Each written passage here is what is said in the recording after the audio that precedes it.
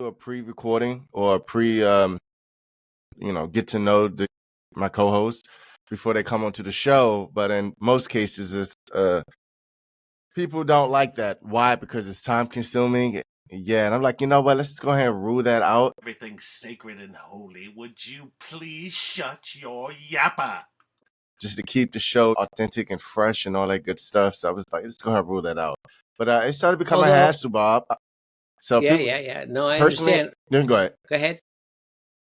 But yeah, that's true. And then in one time, I did a pre-show, and some of those questions that people come up with, like, what is the most important motto in your life? So you get stuck on some of them. But anyway, we had this pre-show. We talked about that, and it stumped me. And then I came up with a little saying, and I didn't quite even understand it myself all that well.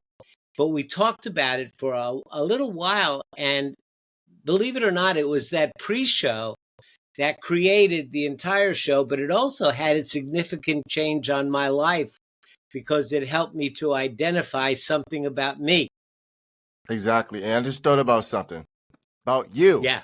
I didn't even introduce you. Me. We already getting the ball started. We haven't even got to the introduction. Okay. Don't hold back how you feel. Welcome to the platform for the misunderstood and creatives alike. So roll a joint and pour a shot. You're listening to the Dash It Out podcast, the show that brings your after hours talk to daytime. No wrong opinions and all unfiltered. With your host, Vic Tor.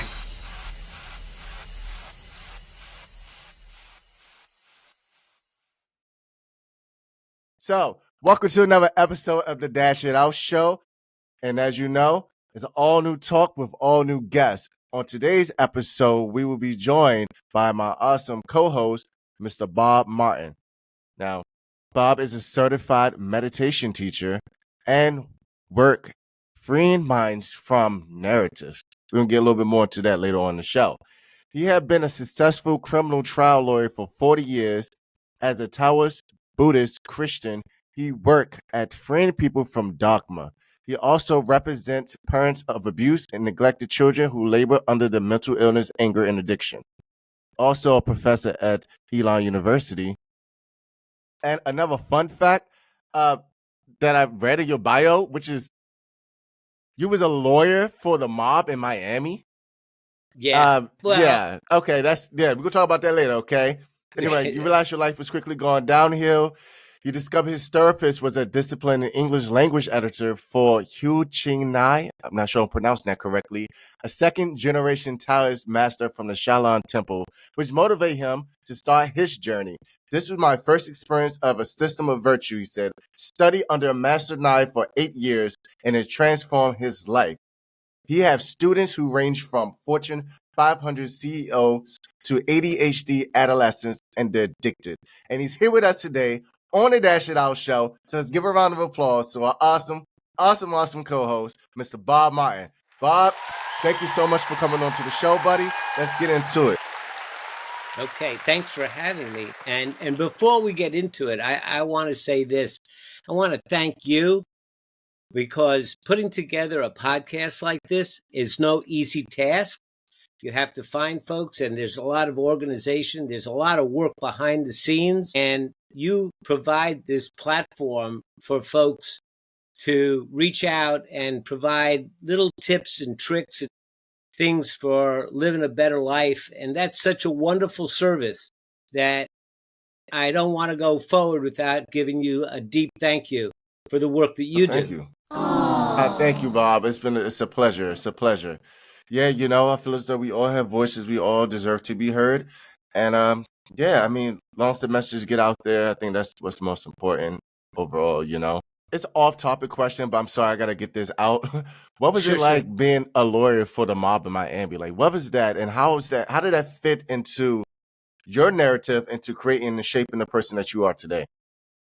Yeah. So when I say I was a lawyer for the mob, I need to clarify that a little bit. It's not like I was consigliere, like you see in the mob Okay. films, where there's the Yes. inside guy who's the family lawyer who gives them, you know, Okay. that's not what it was. Okay. Okay. What happened is that I was a prosecutor. I was a district attorney under Janet Reno, who I bet a bunch of your listeners are too young to remember the Clinton administration, but she was the attorney general for Bill Clinton. Anyway, we hit the mob up for a whole bunch of money, like over 70 million. And in what's called a RICO case, racketeering involved corrupt organization, RICO. Anyway, I left the office shortly thereafter, and that's when, I'll call him Johnny. Johnny came to see me and said, you got to be pretty good to hit us for that much money, because we got a lot of really good lawyers, and I'd like to send you some cases.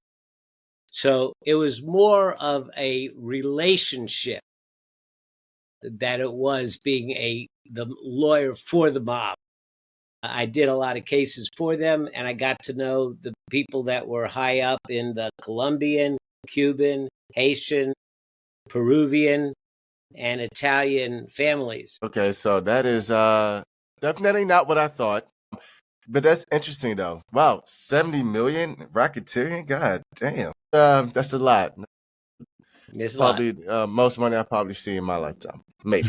Yeah, so Who we had a knows? good Who knows? relationship. I mean, Okay. I told him I wasn't going to do anything illegal. I wasn't going to do anything unethical. And I told him that that's in your best interest because you want a lawyer that's respected by the courts. You don't want somebody that's not believed. You want to go in there with a sense of being straightforward. It worked out for a while until Johnny's son got arrested, and then he wanted me to do some stuff that I wasn't willing to do. That's when I decided to move to North Carolina. Yeah, it started getting too deep. It started It getting seems as though, yeah. So yeah, that's definitely intriguing. I mean, the life of a lawyer, a prosecutor alone. Yeah, I can see why that particular field, you get paid big because you do take on a lot. Regardless of your client, either good or bad, it's your job to ensure that they get the least sentence or none at all. Typically, as a lawyer, I'm assuming it's none at all. Yeah, no. Yes and no.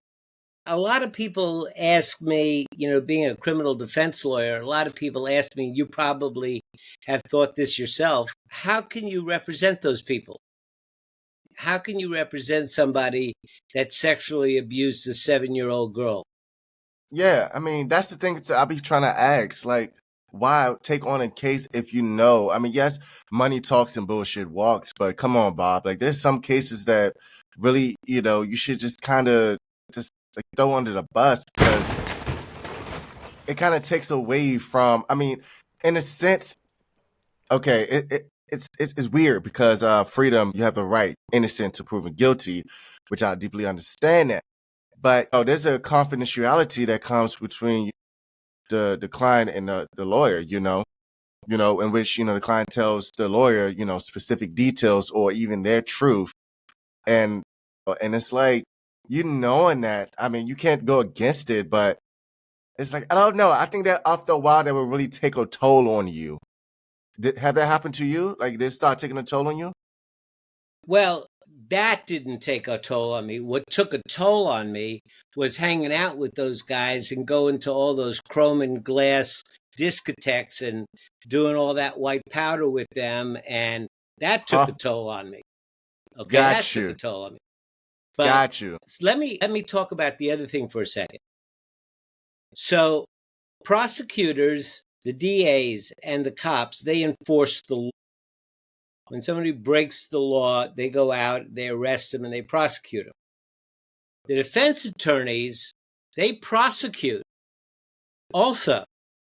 They don't prosecute the law, they prosecute the Constitution. We are the only guys that stand in between the police power of the state and you, the normal everyday guy.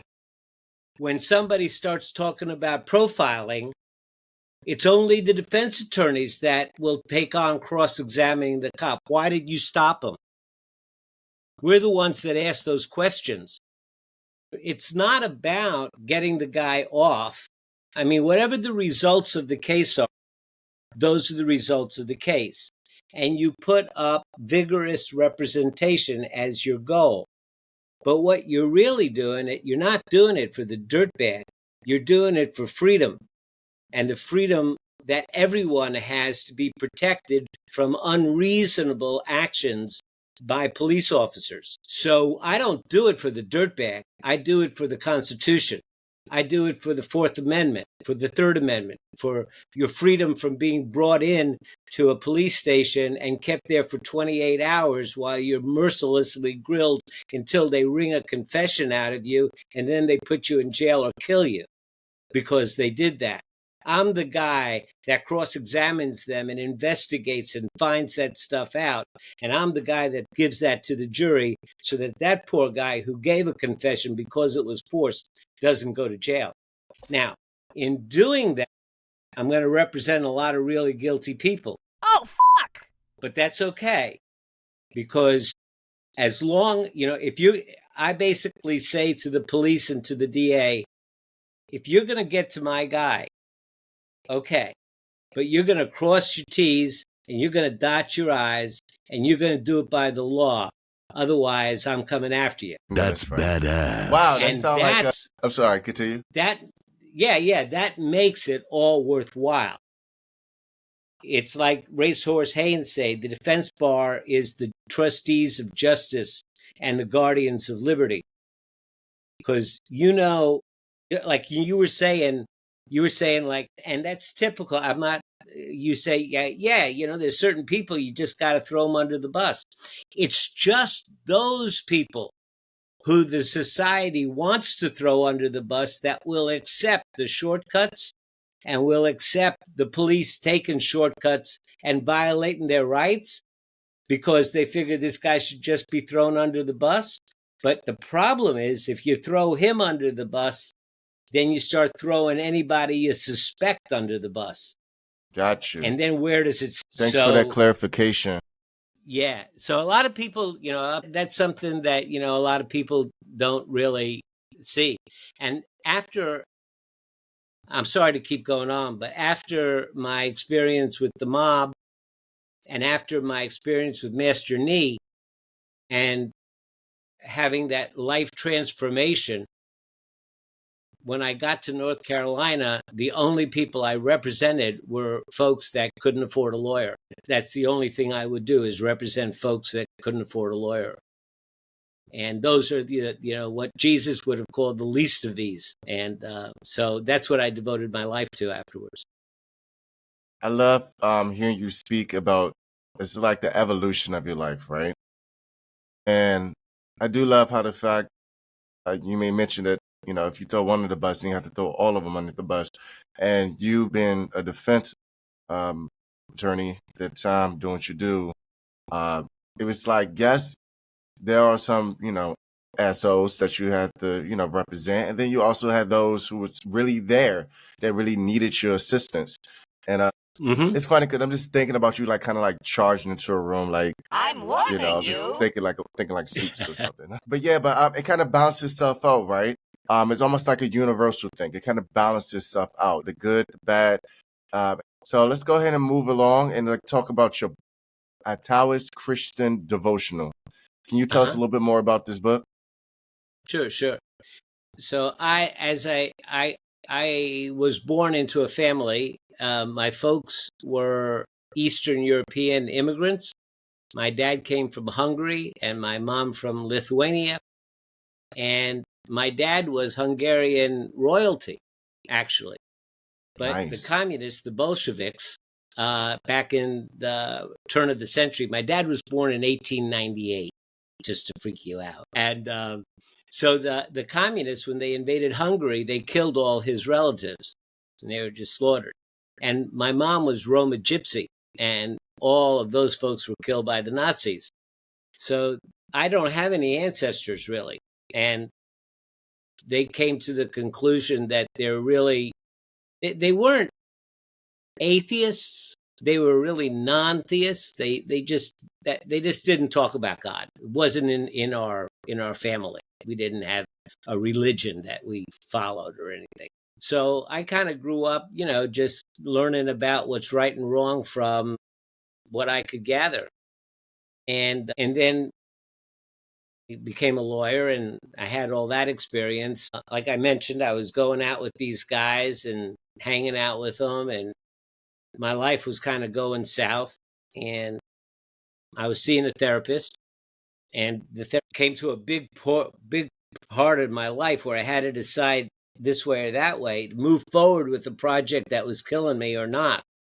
And I asked him about it, and he did this weird thing. He started throwing coins and making mathematical calculations and doing something. He came up with a number, and he's a therapist, and I'm paying him like $65 an hour to listen to me, and he's throwing coins.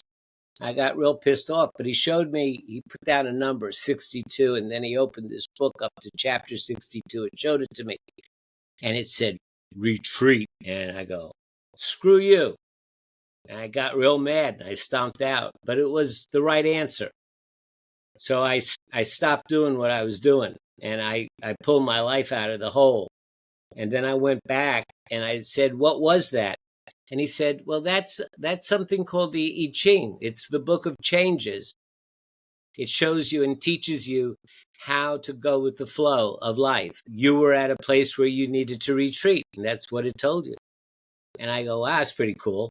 And so I said, where's that come from? And he goes, it comes from Taoism. Tao means the way. So this is a philosophy. It's not really a religion. It's just a philosophy of how the easiest and best way to live life. It's the way to live life. And it's got a lot of wisdom in it. And I loved it. And I took to it, and I found out that he was the English language translator for Master Wat Ching Ni, who was a 72nd generation master from the Shaolin Temple. The Shaolin temples where Kung Fu and Tai Chi, all that stuff comes from. So I studied under Master Ni for 8 years. And nice. By the time I came to North Carolina, I was a very different human being, a very different person. And I devoted myself. I went back to school, got a master's in social work so I could take care of my clients completely, not just their legal stuff, but, what was inside as well. And I was making a difference in folks' lives. That's how that transformation came about. So I wound up marrying a Southern Baptist Bible literalist. And she is somebody who believes the Bible, every story in it is absolutely true, like Adam and Eve and Noah's Ark and all that. And I didn't grow up with that, so it was all pretty hard for me to believe. So I'll tell you a funny story. One day she's going to church, and she's got these sad eyes. And I say, well, why are you so sad, hon? She goes, well, I love you so much, and I hate it that you won't go to heaven with me. Because I hadn't been saved. And I said, well, I hate it that you won't be reincarnated with me. And she kind of laughed. But she started telling me things that they were telling her in church. And I would say, well, that lesson is the same as chapter 32 of the Tao Te Ching, of this other book, in my understanding. So I started saying, well, since it's the same wisdom and it's the same lesson, maybe I could take what's in my books, my understanding, and put it into her language, put it in Christian terms. And so I started to doing that, and she loved it. And every time I did it, we would get into these wonderful conversations about, about life and how life works. We bonded so much more closely. Now we've been married for 23 years, and it's just a wonderful relationship. We meet on so many different levels, and she's free to have her belief, and I'm free to have my belief, because we understand that it's really the same belief. It's just in a different language. That's So nice I how put you it was all able to. together in a book. Yeah, I put it all together in a book, and Yes, it got you have it with published. you. Yeah, there it is. I could read you a piece of it. There we go. Yes, go ahead. Shoot, I am the way. I love how you Okay, made I am the the way. the cross on the book. Interesting. Yeah, to make the cross, and every chapter starts with the name of the chapter and a title that I gave it, and a quote from a famous person, and then my Christian translation of the original Tao. So I just opened the book up randomly to chapter 49. Okay. And the name of the chapter is Jesus Went Where He Was Called to Go. And the little quote that I have is from Desmond Tutu, which says, "Do your little bit of good where you are. It's those little bits of good put together that overwhelm the world." And my text that I wrote reads like this: Jesus did not need preconceived ideas and plans. He went where he was called to go and responded to what the world presented. He did this from his nature. He answered the people's questions as their concerns were his concerns. He was good to those that are good and to those that are not good, because his very nature is good. He was honest with those that were honest and with those that were not honest, because his very nature was virtue. Not being concerned with worldly things, he was one with the world. People turned their eyes and ears to hear him, and he regarded them with love, with the love that parents have for their children. So that's Yeah, chapter that's 49. Now, if you want to know where that came from, for example, I read you the original Tao of the same chapter, okay? So this says, in the Tao Te Ching, chapter 49 says, "The master's mind is shut off from the world only for the sake of the people does she muddle her mind. They look to her in anticipation, yet she treats them all as her children." So you can see where it came from, how it's similar, but putting it in terms of Jesus's unconditional love for all of the people and his failure to be attached to worldly goods, which the reason Jesus was so respected was because he didn't seek after the same things that most of us look for, wealth and power. And therefore, he was respected by the world. And that's kind of counterintuitive to what we normally think. But anyway, that's how the book came about. That's interesting because one of my questions I was going to ask, does Taoism and Christianity fit into each other and vice versa? And you just kind of proved it. I mean, you may have some naysayers that would feel as though like you shouldn't pluck a piece or take away from the Bible. But honestly, realistically, let's keep it on it. There's so many things that have been taken in and out the Bible. I feel personally that's where you have the Old Testament, the New Testament. It's so many books that's been taken out. And so personally, I feel as though you're doing everyone a justice because you have those who I do consider myself spiritual. I don't consider myself religious. I do believe in Right. in God. I do believe in Jesus. I do believe in a higher power. I do believe in energy. I do believe in the cosmic energies. I do believe in everything. Okay, I wouldn't say the whole mysticism, but I'm a strong believer. Okay, it's because how my life kind of set up. But at the same time, Right. I was born and raised Christian. I grew up in a Christian household. So, but overall, I don't really identify as religious. And it's things when I tell my father that he gets very upset. Remind you, he grew up in a very deep rooted Christian household, and his mom and so forth and so forth. For me to be like, oh, well, I'm not religious, I don't believe in like just religion. I don't believe in I'm not like deep into the whole Christianity, but I do believe in God. I do believe in the word. I do, I practice it daily. Sometimes I may forget, like you said, Jesus was tempted and he went through life. He didn't have on his heart and mind of the things of this world that we do, like knowing that it's it's a bit inspirational, it's motivational. And I kind of lost my train of thought. But you just kind of like prove my point that it can actually fit into one another. It does fit. And the beautiful thing is you're exactly the person that I wrote the book for, because since it's been out, the letters that I get from folks are almost all the same. I grew up in a Christian family and the church turned me off. When they found out my son was gay, they kicked me out of my old church. There wasn't any inclusivity. It was all exclusive. It's my way or the highway, or the science doesn't fit with the beliefs, or it was the institution of the church that turned me off. And so many people threw the baby out with the bathwater. And because they didn't like the church, they didn't to even hear about Jesus anymore, because that reminded them of the church. But Jesus was a terrific wisdom teacher. Whether Gotcha. you consider him the Son of God or not, it doesn't matter, because what he taught was the way of how to live life. And live remember, it more abundantly.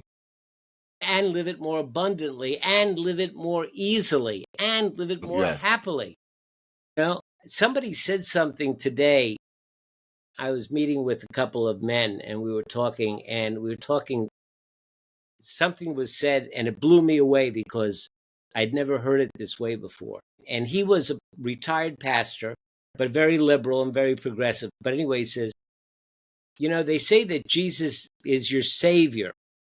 And I never thought that I needed a savior. But when I think of Jesus as my savior, this is how I mean it. I mean it like, over here, I feel a temptation to want to be wealthy. I feel a temptation to want to have power. I feel a temptation to want what my neighbor has. I have a temptation to want that beautiful woman. I have all of this stuff over here. But then I think over here, I think Jesus, I think service, I think humble, I think kind. I have those thoughts. And I look at Jesus as the person, the kind of thinking that I need to have to balance off those temptations. And so that's how I think of Jesus as saving me, because his teachings give me the ability to balance off the stuff that would get me into a life that I wouldn't want to live. I thought that was pretty cool. Yeah, that's very insightful. Once again, that whole balance, so I really feel as though Jesus came in to like balance, which was the case to take away the sin that was in the world, to restore balance.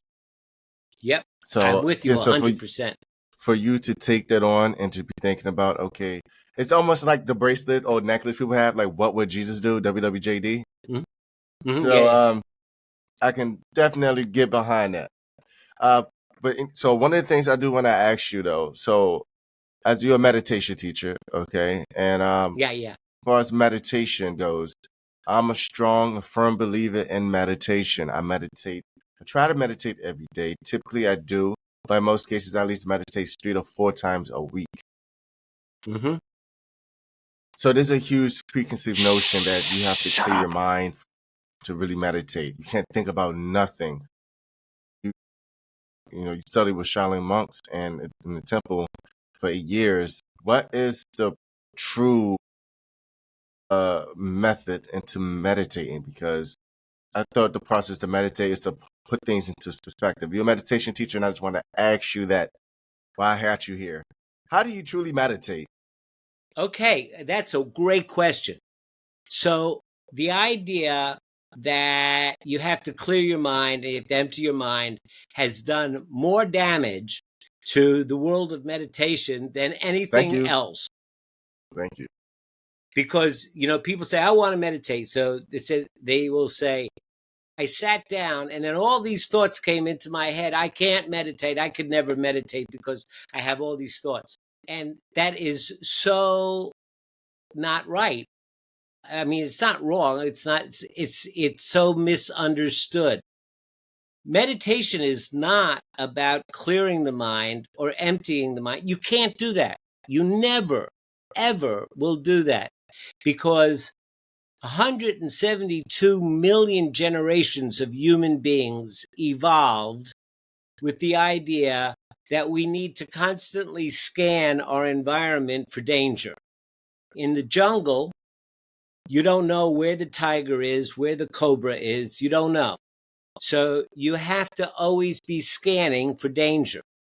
And that function is what gives you all of your thoughts. And so that is what it means to be human. You can't help it. It will happen. The idea, though, you want to step back. Here's the big thing.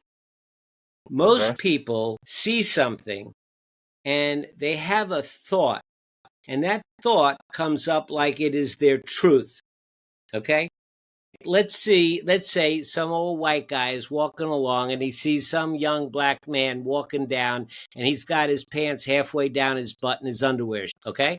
Now, this guy is going to have all kinds of thoughts about that. And for him, those thoughts are not thoughts. They are the truth. And he is right to him.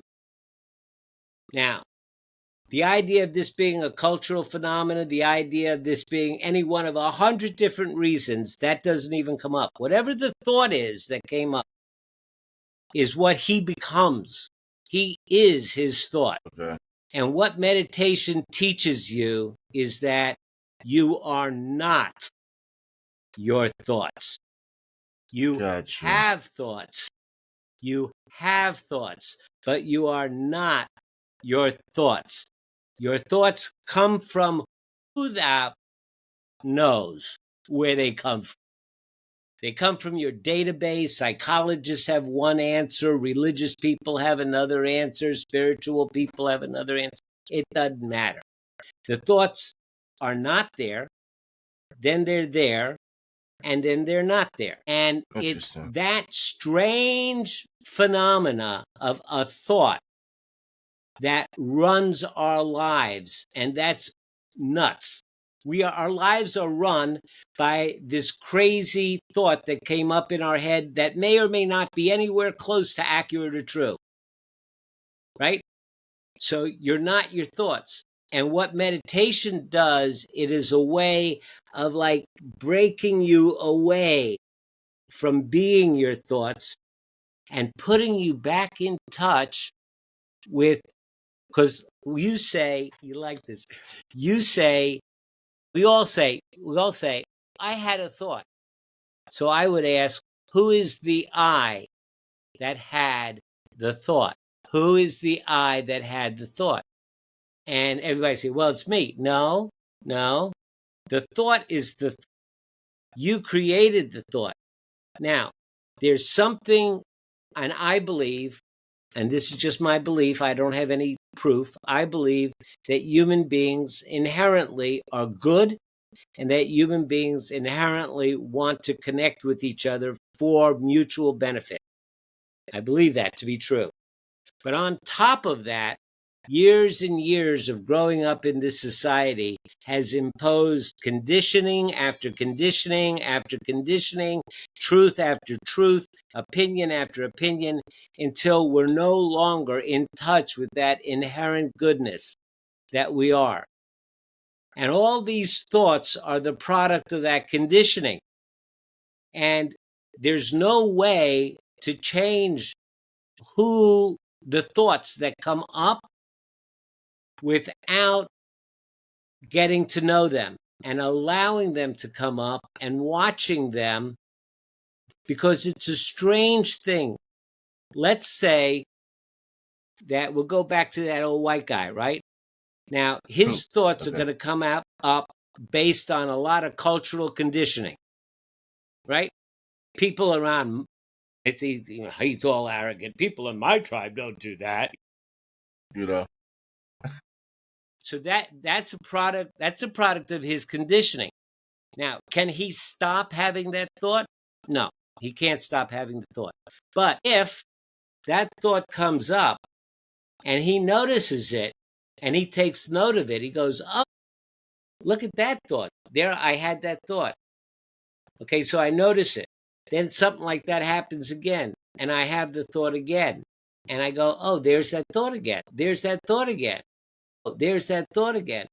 After a while, it's like crazy. It's like your mind is this really bratty little boy, a bratty little girl who likes to bug you with shit. Excuse my language. I'm likes to bug you with stuff. Good. It likes to bug you with stuff. And if it gets it, that you're aware of it, it gets bored and it leaves you alone. And so if you notice the thought, and then there's that thought again, there's the thought again, all of a sudden it stops coming up. I don't know why, I don't know how, but I can promise you, you stop having that thought. And little by little, you can stop having all of the thoughts that get in your way and have more of the thoughts that are helpful and lead you to a productive and good life. And so you actually have a say in reconstructing your database so that you have the thoughts you want to have instead of the thoughts that the world gave you. And database is pretty much your mind, your mentals. And I Your want mind to touch and all the conditioning. and all the conditioning, right? And that is what meditation does for me. It helps me to put things in perspective, help me to face my fears, face my shame, my anxiety, my guilt, my anger, my depression. And also it helps put in perspective my hopes, my dreams, my aspirations, my goals, my love, like everything, you know. Because one of my issues and problems were when I was going through a lot. I was homeless. I had to deal with the loss of my little sister. She committed suicide. Sorry. I had to deal with so much, being robbed at gunpoint, and like so much, like it was so much stuff that was happening, and it wasn't like every so often, like it was all happening at once. But one of the things that I really hate doing, one of my biggest pet peeve, is becoming a victim of my circumstance. Okay, I hate that. I hate it, especially being a black male. It was like my life was. It wanted me to go through what I went through to rise above, so I can motivate the next one. Okay, I had a lot of people was like, "Well, how you staying so calm? How you staying so humble?" And like now, where I'm at in my life now, everyone's a little bit surprised and like, "Well, I'm surprised you doing this and doing that, and you're not even from here. Like how?" I rose above when I meditated. I always try to separate myself, okay? Whether it's my home life, work, or whatever I was going through, emotionally, mentally, I always try to separate it, put it in the box, and face it head on.